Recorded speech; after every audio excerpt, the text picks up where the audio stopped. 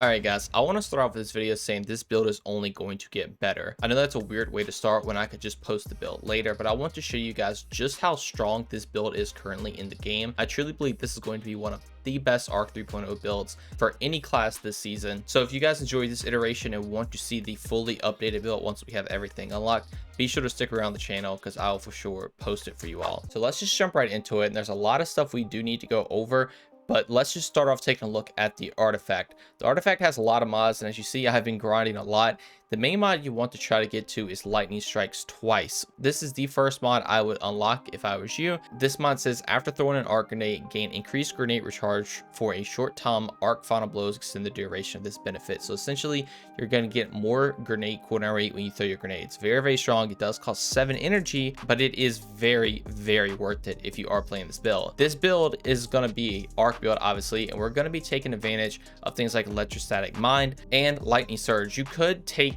Arc Soul if you want to. Arc Soul and Lightning Surge, you can kind of swap them in and out, but I prefer Lightning Surge because you can just rush in, you know, teleport and just kill a bunch of enemies, kind of like your own grenade, like yourself's a grenade and you have your grenade as well. So you kind of have like 2 grenades in a way. You just have to be aggressive. But what Electrostatic Mind is going to do is when you kill enemies with your arc abilities or enemies that are debuffed, you are going to make Onyx Traces, and those Onyx Traces will also make you amplified. Now, I like to run Storm Grenade just because it does a ton of damage. It has a very low cooldown. It pairs really well with some of our fragments.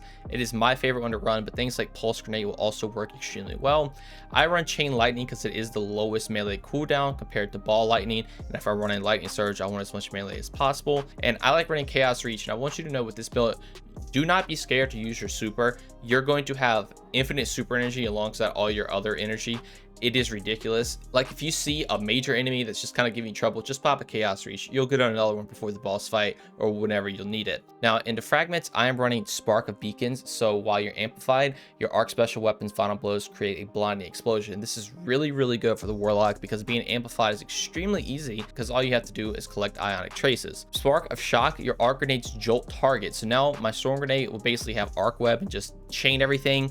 Jolt is also a debuff, so if I kill enemies with Jolt, I will also spawn Onyx Traces, which again will give me energy, make me amplified. Spark of Discharge, so arc weapon final blows have a chance to create an Onyx Trace. Again, we're adding another way to create Onyx Traces, and they play a huge part of this build.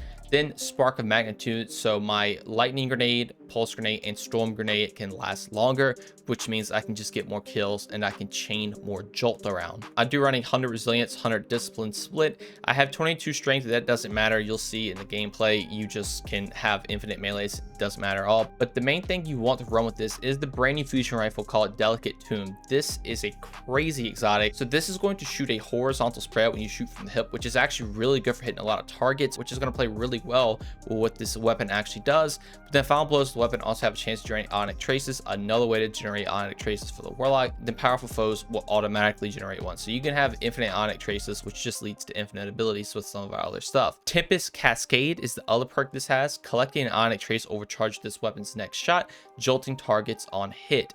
So whenever you collect an Onyx Trace, which you will be collecting all the time, you're going to jolt enemies, and it's really, really good if you fire that horizontal spread because you can jolt a lot of enemies. Even if you aim down sight, it's still really good, but just know you can actually fire over the hip and hit a lot of enemies. Since your weapon is creating Onyx Traces and jolting enemies, this plays into your subclass where you're going to get amplified from the Onyx Traces. You're going to create Onyx Traces because you're jolting enemies, and it is just synergy out the wazoo. Like, it is very, very good. For primary weapons, you can run whatever. I just have a Tears of Christian on because I'm leveling it up. Doesn't really matter. The main thing is you're going to use your abilities in this fusion rifle for ad clear, and for DPS you can just throw a Chaos Reach out, and I would recommend running Storm Chaser because we are going to be running Font of Might. But getting back to the synergies, we're going to take a look at exotic helmet now, which is Crown of Tempest. They actually changed this, or at least the wording on it, so arc ability or jolt final blows increase the recharge rate of your arc abilities and extend the duration of Storm Trance. Now I would just ignore the Storm Trance part. Storm Trance is honestly never really worth running. I just like running Chaos Reach for the huge burst of damage.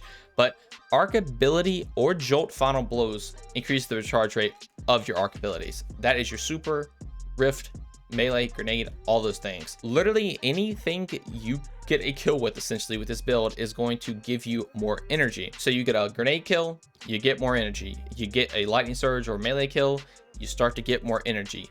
You get a kill with your Delicate Tomb right here, you get more energy because you're jolting targets. The jolting of this will proc Crown of Tempest, which will give you more conduction tons. And it is crazy that your weapon can proc the exotic helmet. It is that synergy alone makes this build very, very strong. Now, other mods to run with this to make it even better is things like Ashes to Assets. You're going to be throwing grenades everywhere. This is going to be really, really good for getting more super energy. I know a lot of people like to run 2, but I just run a harmonic siphon because this will play into some other mods, but this will make orbs with your Delicate Tomb, which is going to be very, very good.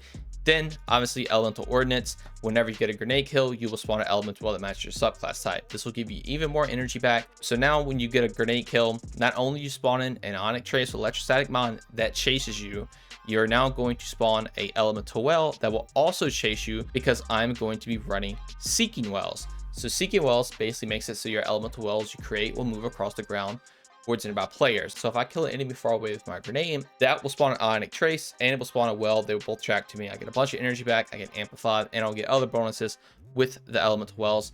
But I do want to talk about Lightning Strike twice again, because again, after throwing an arc grenade, you gain increased grenade recharge rate for a short time, and then arc round blows in the duration. So essentially, your exotic helmet, you throw the grenade, you get the conduction times cooldown. You're also getting lightning strikes twice. Since you're doing arc damage all the time with Delicate Tomb and your arc abilities, lightning strikes twice is always proc. So it's stacking on top of Crown Tempest to give you even more grenade cooldown rate. It is ridiculous. But now to take advantage of elemental wells, I am running bountiful wells. This is going to make me spawn 2 elemental wells instead of 1, because this basically just matches the copy. But if you're only running 1, it basically just gives you another one, so that's really good. I do run a fusion rifle scavenger just to pick up more ammo for my exotic fusion, and innervation, so whenever I pick up orbs of power, I get grenade cooldown rate. This is really, really good since you're going to be making orbs everywhere with Delicate Tomb. You get more grenade cooldown rate on top of everything else. You can spam your grenades everywhere. I've already said I'm taking Fontamite, but if you don't know what this does, you basically get a damage buff when you pick up a elemental well that matches your subclass type. So now when you pick up your Ionic Trace and your elemental well, your Delicate Tomb is doing more damage. It's jolting enemies. It's crazy. It can one-shot enemies. It can one-shot mages. It clears out entire rooms of ads.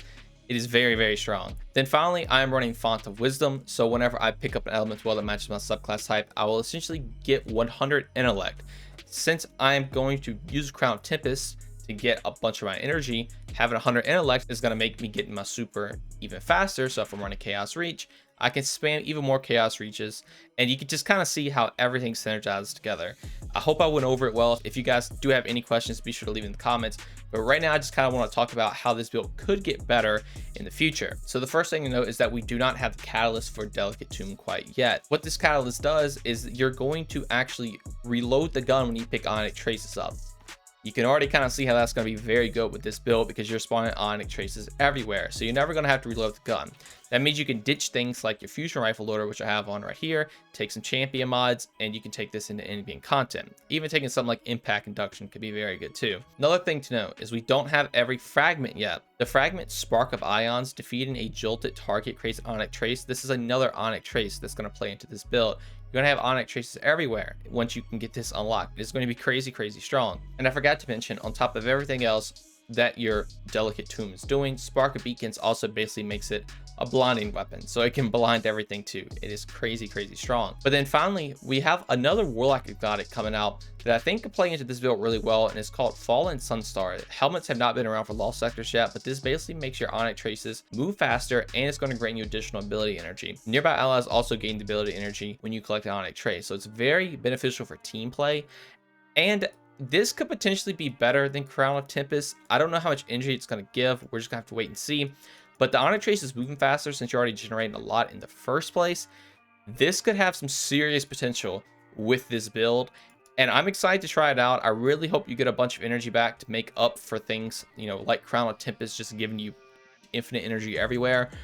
It could be very good. I'm not exactly sure. But once we get our catalyst for Delicate Tomb, all our fragments unlocked, and even the rest of our seasonal mods, This build is going to be taken to the next level, and I'm very excited to see what it can do. But that's going to do it all for this one. Let me know what you guys think of the build in the comments below. I will have a dim link pinned in the comments if you guys like to check all the gear out over there. Also, if you guys did enjoy and want to see more content just like this, consider subscribing, drop a like, and turn those notifications on. Also, if you would like to join my Discord and follow me on any of my socials, all of that will be linked in the description as well. But just know watching this video is way more than enough. Every single bit of support from you all is truly appreciated. Thank you all so much for watching, and have a great day.